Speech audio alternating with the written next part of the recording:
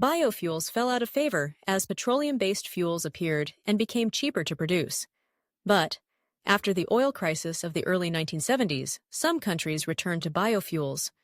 For example, Brazil has been producing large quantities of ethanol from sugarcane for over 30 years. Brazilian law now requires that 20% of fuel be blended with bioethanol, which all gasoline-powered cars can tolerate. Over 15% of Brazil's cars can even run on pure bioethanol. According to a recent study by the World Watch Institute, for Brazil to produce 10% of its entire fuel consumption requires just 3% of its agricultural land, so it's not surprising that other places want to emulate Brazil's approach. The problem is that in most other countries, the numbers don't add up. The same study estimated that to meet that 10% target, the U.S. would require 30% of its agricultural land, and Europe a staggering 72%. It's no secret why things stack up so differently.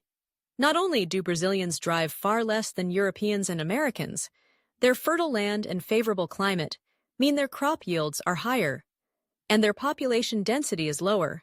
Several research groups have tried to compare fossil fuel emissions with those of corn bioethanol at every stage of production, from seed sowing to fuel production.